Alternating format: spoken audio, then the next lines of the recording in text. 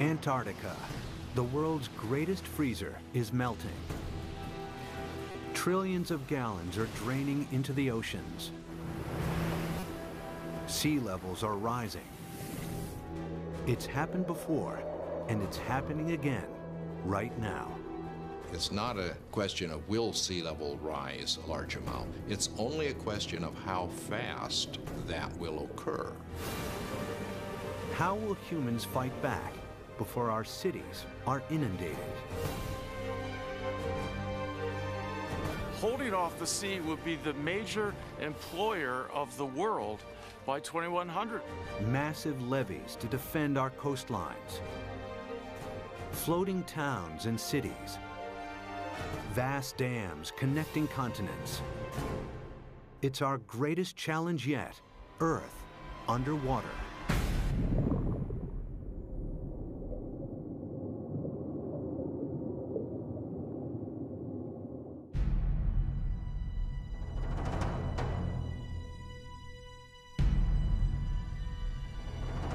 This is New York in the 24th century. Sea levels have risen by 120 feet. Manhattan is flooded. What could cause such a terrifying scenario?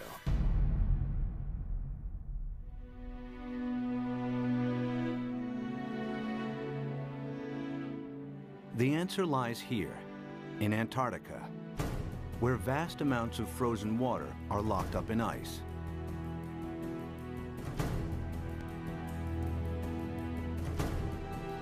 Some of Antarctica's ice sheets are more than 2 miles thick. If melted, this ice would dramatically raise sea levels. And the melting has already started. Taxi checks complete.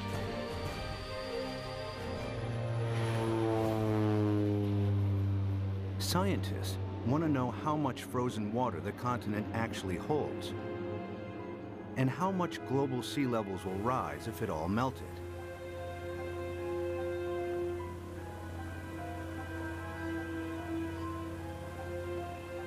Specially equipped aircraft send radar beams deep into the ice, which reflect off the bedrock and measure the depth of the ice sheet.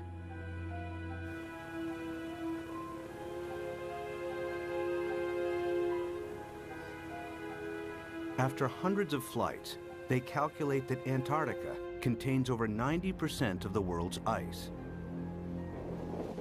Together with Greenland, it's enough to raise global sea levels by an astonishing 230 feet. This is what North America would look like if all of the planet's ice melted. Europe would also shrink. London's Tower Bridge would become a solemn monument in the sea. Berlin would be flooded, as would Paris. But how likely is such a scenario? Is sea level rise reality or myth?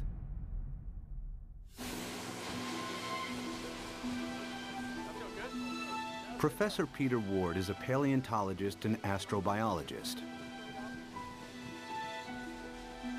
He's written extensively on the history of life on Earth.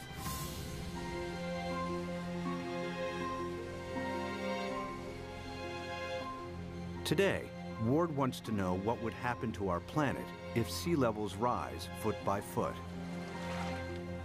Somebody give me a zip here. The journey begins in the Florida Keys, a chain of islands south of Miami.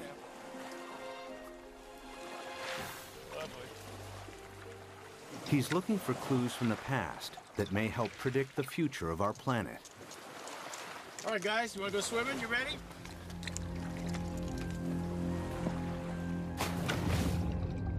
Just a few feet below sea level are banks of coral that have been at this location for over 4,000 years.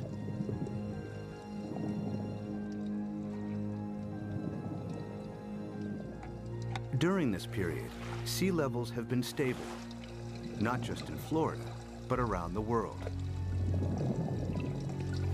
Who's going swimming with me? Come on, boys.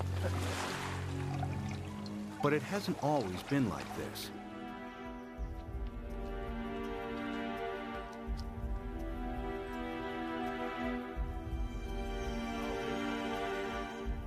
A few hundred yards from shore, Peter visits an abandoned quarry that reveals startling evidence from the past. Oh yeah, beauty. Nice. Look at this dude. Sitting right in growth position, grew straight up. Very nice. I came here at a very young 23 years of age. Our professor brought us to this quarry and said, this is a perfect reef, and it is. Look at this big coral sitting right in place. This is how corals grow straight up. And not very far offshore from us, we have these same corals living in place. And these things have to live in at least 10 feet of water.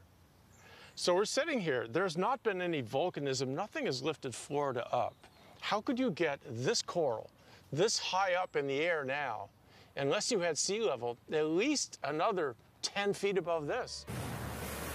It was the first indication to me that sea level, which I knew had gone down and come up, but I had never thought that it could be higher than it is now. If history repeats itself, our coastal cities would be inundated. Sea level rise is not a myth. It could happen again, just as it's happened before.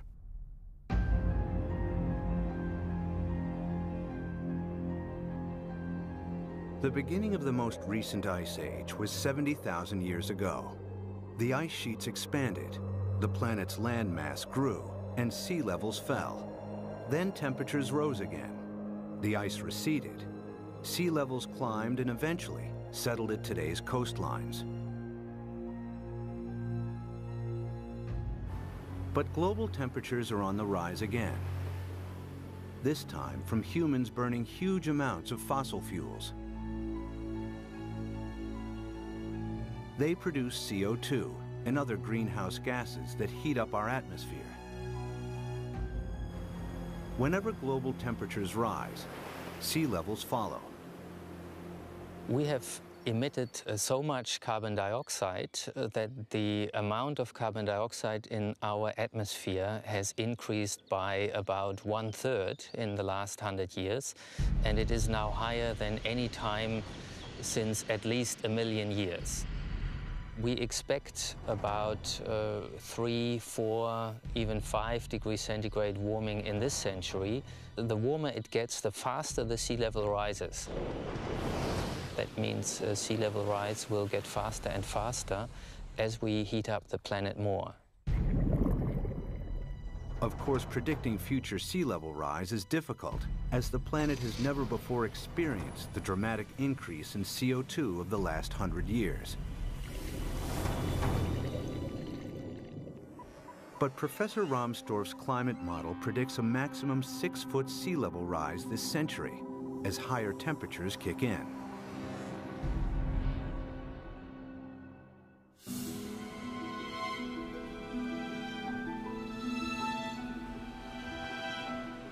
One city that would face inundation this century is Miami, Florida. Just a few feet above sea level, it has virtually no defenses against a rising ocean.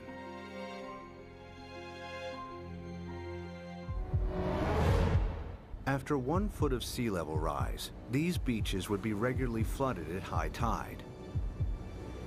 After 2 feet, many roads would be submerged. After 3 feet, if a hurricane strikes, the surging water would overcome sea defenses and cause flooding deep inland. Much of the region's coastal real estate would be ruined. We are looking at millions and millions and millions of dollars of real estate here. And we can assume that every one of these things is $500 million to $1 million.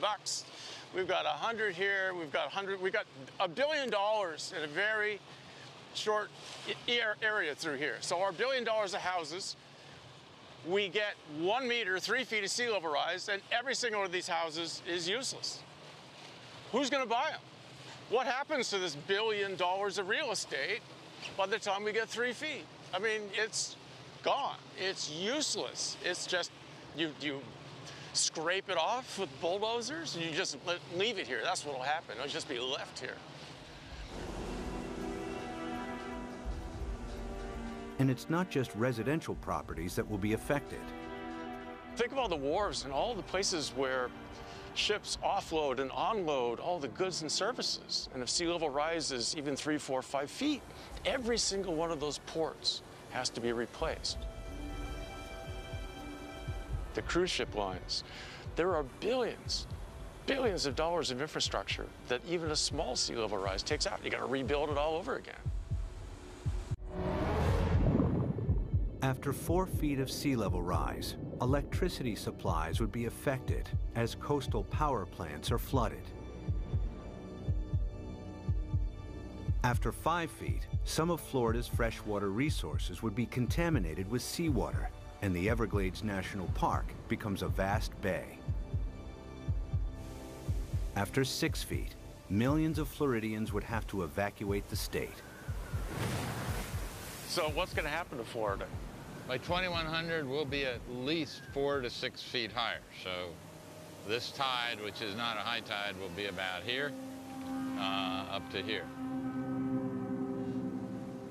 There's no way that we can keep the sea back as it rises. Miami-Dade County will be severely diminished.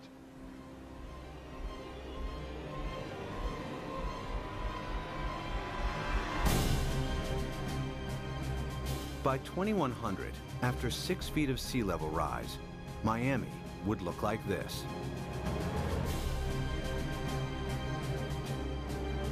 There's no way to prepare for this. You can't put levees around the kind of sea level rises we're in for. We're a city that's only a little over 100 years old.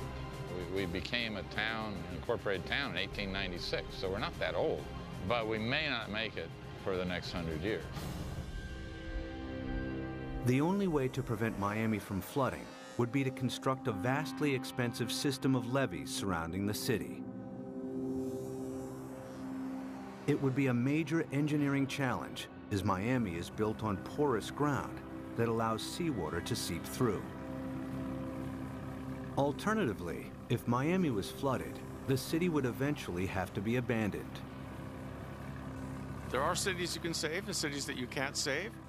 And the choices will be based on, can we dike it off, can we put it off, or is this too expensive, not worth the price, not worth the effort.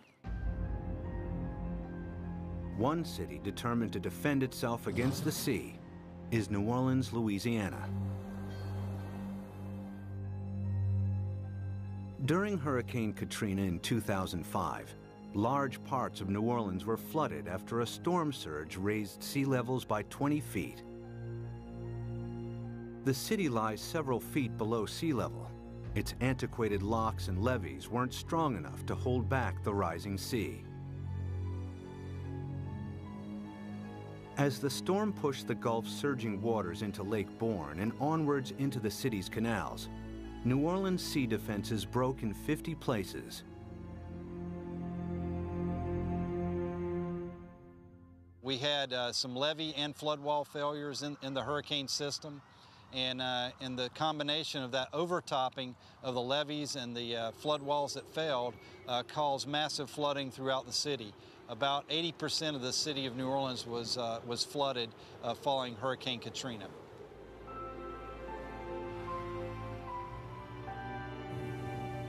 It took weeks before the floodwaters were pumped out and residents were able to return. Among them were Victory Wallace Taylor and her son Peter, who returned home to a badly damaged house. The flood was very bad. They wouldn't let us come and see about our house. It damaged my heart a little bit because I'm afraid for the flood. Like if a flood come in again, I don't know what to do because I think I might panic this time. I don't know. It is a hard pill to swallow, you see.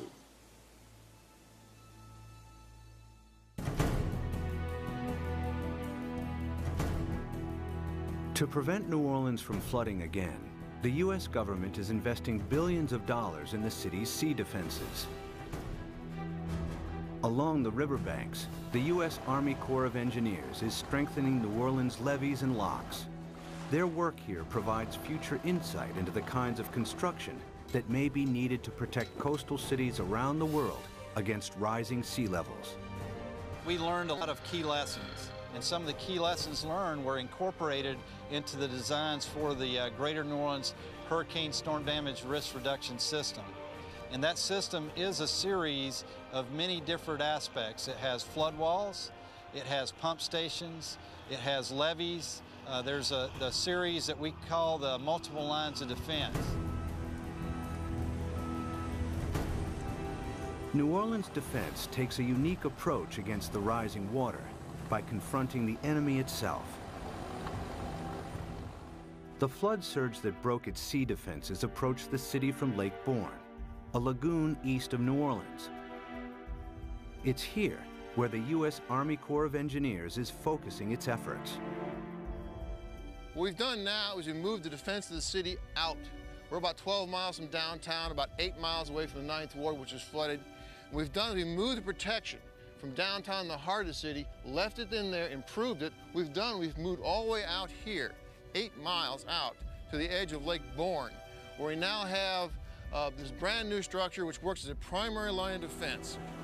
New Orleans is made up of the best topsoil from the United States that came down the Mississippi River and built up down here.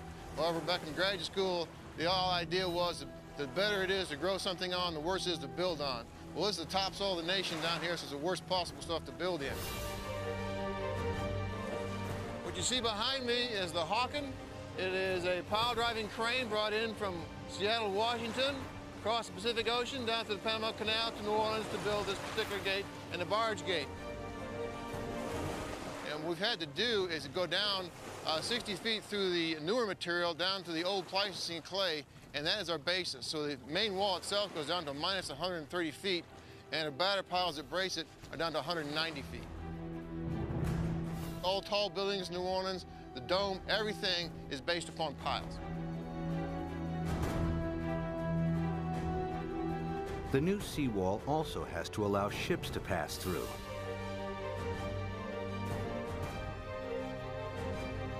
Dry cofferdams are put in place to construct barge and sector gates. The concrete is poured, the dams are flooded, and the gates can be completed.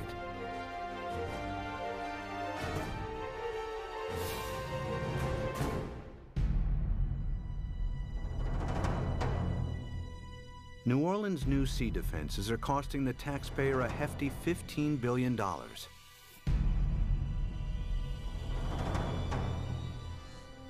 But their design only accounts for storm surges that build from sea levels today.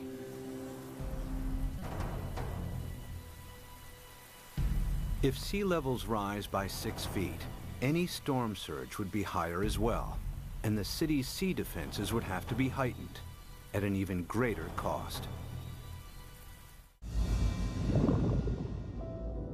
Not every country can afford to spend billions on sea defenses. In Bangladesh, many of its 150 million inhabitants live at or just above sea level. Merely 3 feet of sea level rise will have a devastating effect on the country's population. Turns out the area of the world that would be most vulnerable to sea level rise would be Asia. The rice-growing river deltas in Asia that are very close to sea level. Even a modest 3-foot rise would put half the rice land in Bangladesh underwater. Bangladesh has over 100 to 120 million people, and that number is rising fast. A great deal of its land just simply gets covered by water. And again, once you have salt water coming up, it's not just the land that's covered, it's the intrusion of salt. Even a 3-foot sea level rise wipes out half its rice crop. Their population is going up a third, and their land is being shrunk by a third. You know, you do the math. It's a catastrophe coming at us. Much of Bangladesh is a vast muddy delta that can't be defended. 6 feet of sea level rise spells disaster. It would displace millions, probably at least a few tens of millions of people. Where are they going to go? India's already built a wall between India and Bangladesh. They're anticipating there are going to be a lot of Bangladeshis starting to move, looking for a place to go, and Bangladesh itself is already one of the most densely populated countries on Earth. And then there are another 18 or 20 rice-growing river deltas in Asia, the Irrawaddy in Burma, the Pearl River Delta in China, and so forth, that would be affected in varying degrees by the rise in sea level. By the end of the century, cities and coastlines around the world will be under siege from the rising tides. Everywhere, people will be building levees and sea defenses to fight back.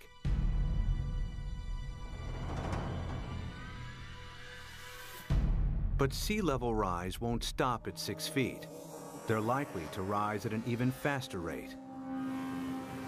As the predicted melt of Greenland and Antarctica accelerates, exposed cities may not have time to build new sea defenses.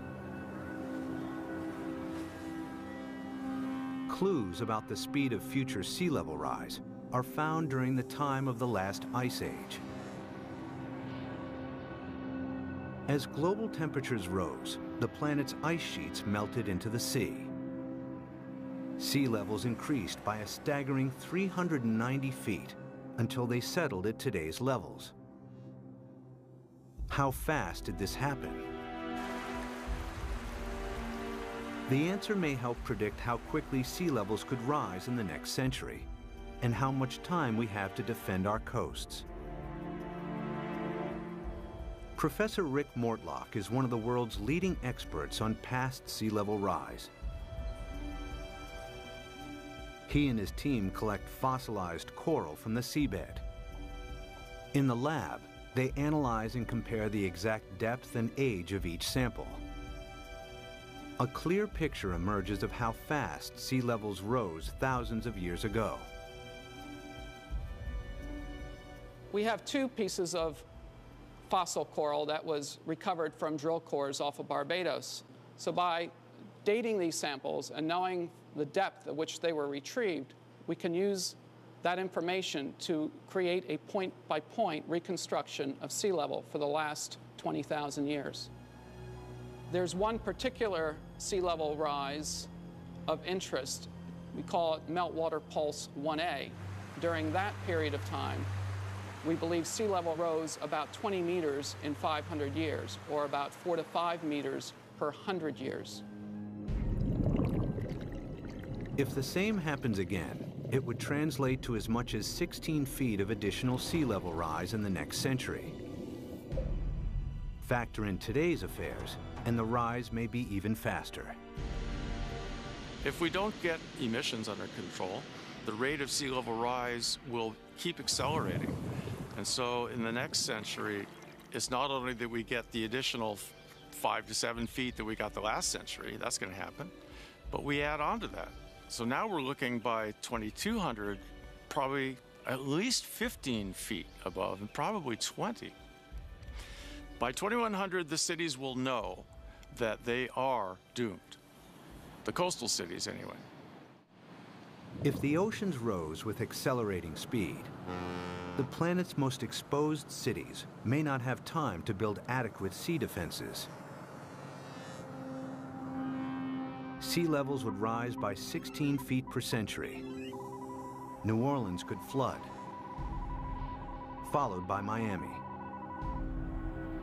Miami's the worst off, and New Orleans, those are two cities that will have to be abandoned, I imagine. As southern Florida is lost to the sea, other coastal regions will also struggle to hold back the tides. Among them is the San Francisco Bay Area, with its 7.5 million people. The San Francisco Bay Area is particularly vulnerable to sea level rise because of our history. Although the bay is big, it's very shallow. 2/3 of it was less than 12 feet deep. So lots of it was filled and reclaimed.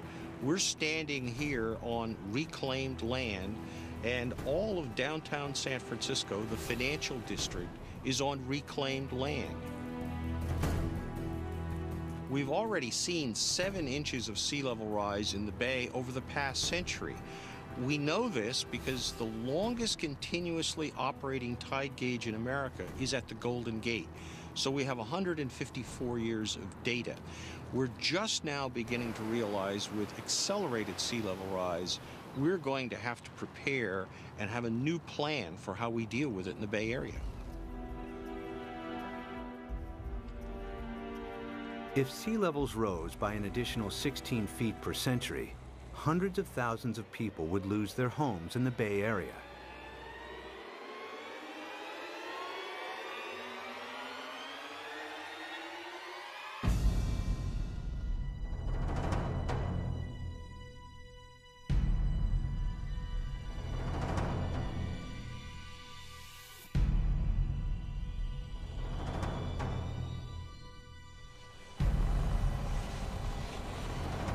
To protect San Francisco Bay, levees would have to be built on a massive scale. The silver lining is the engineering will create so many jobs. Holding off the sea would be the major employer of the world by 2100, I think. This is going to be worldwide. We're going to have a dam revolution. The bay's entire coastline would have to be defended with levees in order to protect it. But in the east, the Sacramento-San Joaquin Delta would remain vulnerable because it's at or below sea level. The Delta has some of America's most fertile farmland. The most important part is food. It's unbelievable the proportion of human food that comes from land that is at sea level, not necessarily right next to the sea, but at an elevation that will be impacted by sea level rising. Sea level rises a little, all those fields next to it, even if they're not covered by the sea, are rendered useless for human crops by the sea. If the Delta and its farmland were lost to the sea, California's food supply would be in jeopardy. The Delta is also one of the main sources of fresh water on the American West Coast. This is the hub of California's water supply. 26 million people drink water that comes from this estuary. That's a huge number. 2/3 of the population of California gets water from this estuary. If you raise sea level even a foot, you know, which in our mind isn't all, as geologists, that doesn't seem like much, yeah, but that's common, yeah. If you raise sea level a foot, the work that we've done suggests that you will salt up this end of the Delta, even if the levees all stay together, even if they don't fail. If sea levels rise by 6 feet this century, local rivers will be contaminated with salt, and California's main fresh water supply will be lost. In the next century, after an additional 16 feet, the entire delta will be claimed by the sea.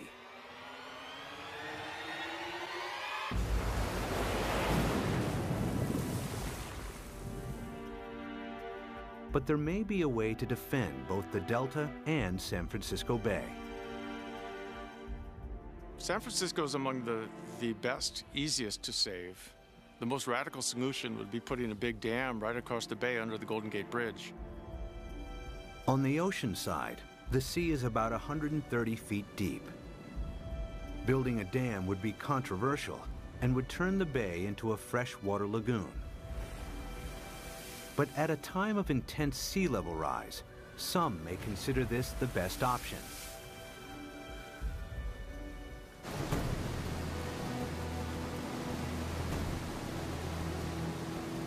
Using cutting-edge technology, huge dredgers could pick up sand from the seabed nearby and deposit it as the dam's foundation.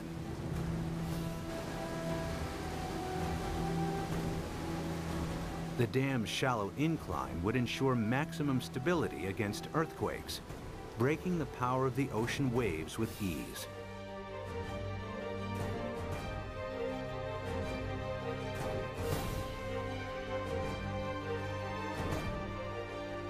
Vast pipes and pumps would be installed to keep the bay's river water flowing out to sea.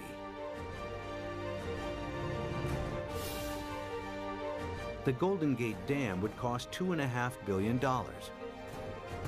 and could be heightened to deal with any sea level rise in the future. San Francisco and the Bay Area would be saved.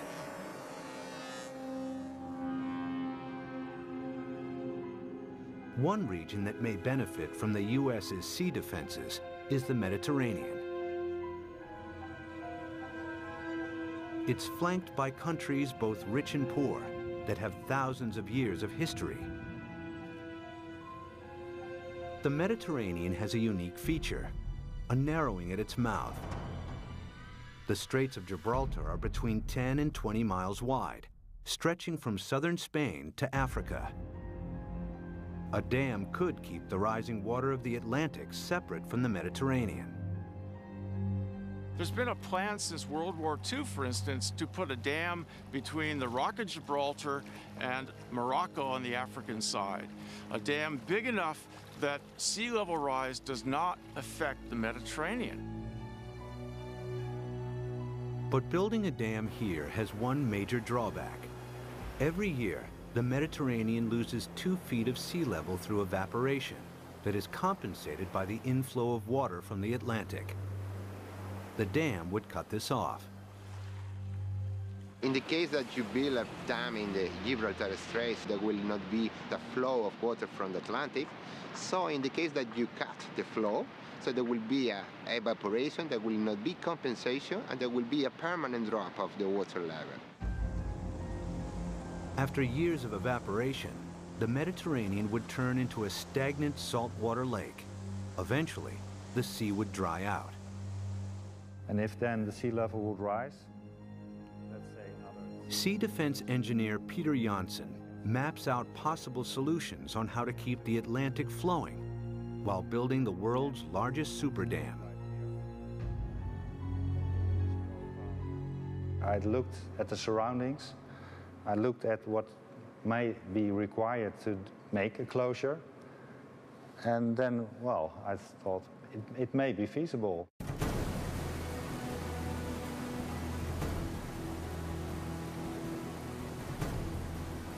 One of Janssen's solutions is to use the same building techniques applied to the Golden Gates. The dam would be 20 miles long and tower 1,250 feet above the seabed, the same height as the Empire State Building. Another solution is to keep the natural flow of the Gibraltar Straits. Huge amounts of Atlantic surface water will flow into the Mediterranean. At a much lower depth, some of the Med's saltier water will be pumped back out again, keeping the sea's salt and sea level stable. The world's greatest super dam would cost $275 billion. The total cost related to what may be the impact for all the cities around the Mediterranean, it seems acceptable. It may be a solution. The Gibraltar Dam would be the world's largest man-made structure, using enough rock to build 1,000 Great Pyramids. Although the dam would cut off the migration of marine life between the Med and the Atlantic, it would save the entire Mediterranean coastline from flooding. It's certainly technologically possible. The old cradle of civilization becomes really the center of civilization. They would be the last coastal cities never affected by sea level rising.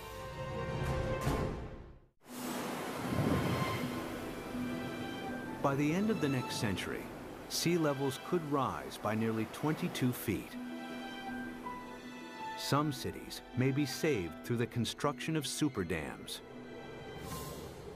Others that can't be defended are lost to the sea.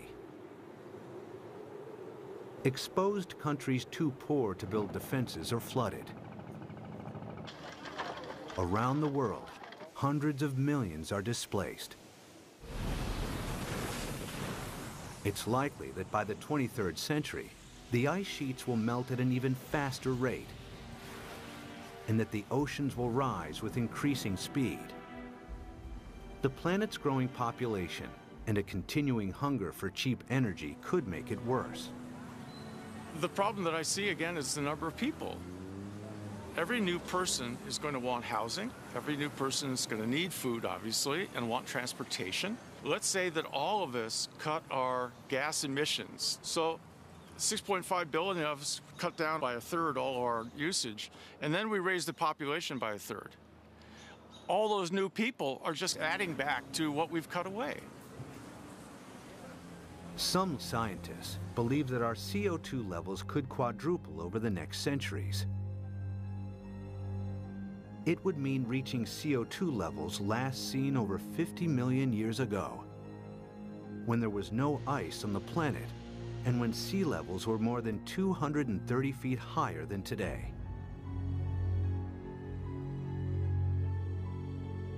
In the worst case, if we are so foolish as to burn all the fossil fuels so that carbon dioxide increases to more than 1,000 parts per million, then there's no question we will melt all the ice on the planet, which would mean a 75-meter or almost 250-foot rise in sea level.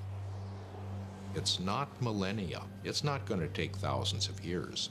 The forcing of humans is so large that it will do the whole job within a timescale of centuries, I believe. This is the worst-case scenario.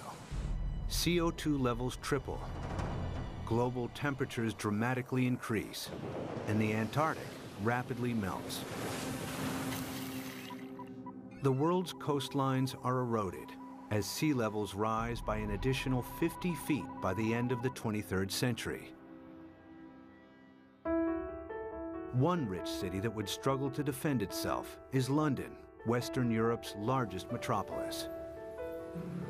Its main river, the Thames, is tidal, and water levels vary by up to 22 feet. The Thames barrier defends the city against storm surges from the sea. If a tide is unusually high, the barrier closes its gates, and inner London is protected. If sea levels rise by 6 feet, the barrier would have to be replaced by a huge seawall upstream. But if they rise by 50 feet per century, there may not be enough time to build adequate sea defenses. It would be a disastrous situation. It would mean you simply can't inhabit the coastal areas because you will have a continually changing sea level. So we really do not want to go down that path.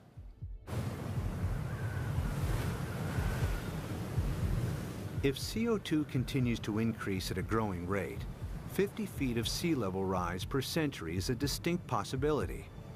The swiftly rising oceans would bypass any new seawalls. London and large parts of England would be flooded within a few centuries. The worst case scenario is when we have maybe 4 to 6 feet within a decade. That's not the kind of thing where you sort of sell your houses and say it's going to be okay. But you're trying to get out of there without drowning. It's going to challenge the existence of civilization. One of London's most famous landmarks, the Tower Bridge, would become a somber outpost in the sea. I mean, there would be a degree of panic that we cannot imagine as each country tried to figure out how it somehow could survive. Rising oceans would seep underneath obsolete levees or breach areas where there wasn't the time or money to strengthen seawalls. The rapidly rising sea levels would soon overwhelm large parts of continental Europe. By the time all of the Antarctic's ice has melted, Denmark, the Netherlands, and large parts of northern Germany and France will be lost. Significant sea level rise may turn Berlin into a coastal town within centuries. Another 100 years, and the city would be lost to the sea. The rising sea would creep up the River Seine and find its way to Paris. With an elevation of 115 feet, the French capital would be vulnerable to sea level rise. After all of the planet's ice is melted, it will flood. The affluent countries would try to protect their borders against millions and millions who would be leaving the areas most severely affected. But the stresses associated with migration on this scale are unimaginable. The meltdown of the planet's ice sheets would completely transform our world. But even as our coasts are pushed back by the rising oceans, resourceful humans would try to adapt.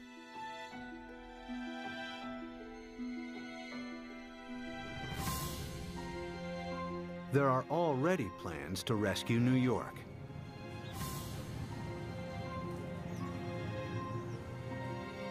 Manhattan Island is flanked by two fast-flowing tidal rivers. The entire city is directly exposed to the North Atlantic and extremely vulnerable to sea level rise.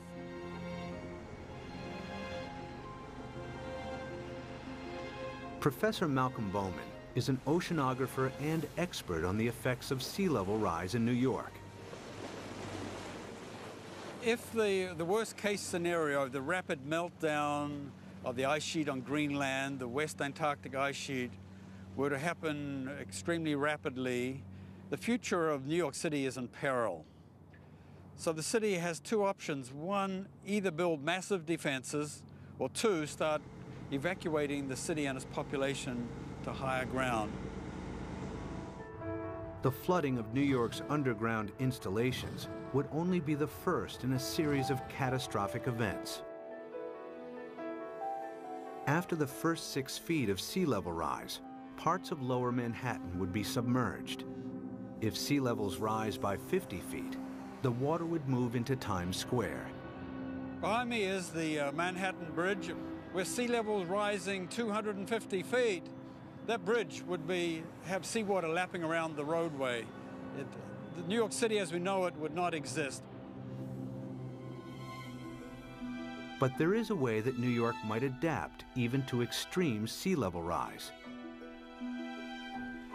The idea is to build on water. Here in the Netherlands are several communities of floating houses. Koen Olthaus is a visionary architect who believes these houses are the beginning of a new trend in design and construction. So what you will see is that people go and design floating apartment buildings and really floating structures like 200 by 200 meters with roads on top of it and with cars on top of it and houses. Such floating cities could be built with a new lightweight material that's like a concrete sponge. The beauty about floating cities is that you don't have to protect them from nature. They just go on with nature, they live with nature. And they will just go up and down with the water. Olthaus has designed a seawall to protect Manhattan, with floating districts attached to it. New York, we're going to build a new Wall Street around it, around Manhattan. So we can redesign the city around it, or even having floating leisure around it, floating agriculture. A floating New York is still in the concept stage. But one day, this may be the solution for hundreds of coastal cities facing inundation. The best silver lining of the whole thing to me is that it will require a united world. A world war against sea level will have to bring all of the squabbling governments to act together. The sea doesn't care what your national boundary is. It's an equal opportunity flooder. We will have to, as a planet, come at this in a united fashion. Whether it's the construction of massive seawalls or super dams, sea level rise will happen. The question is not if, but how fast and how much our oceans will rise. Much will depend on our own CO2 emissions. Humans will need all their ingenuity to meet the world's greatest challenge yet. When 7 p.m. feels like this, you must be watching the National Geographic Channel.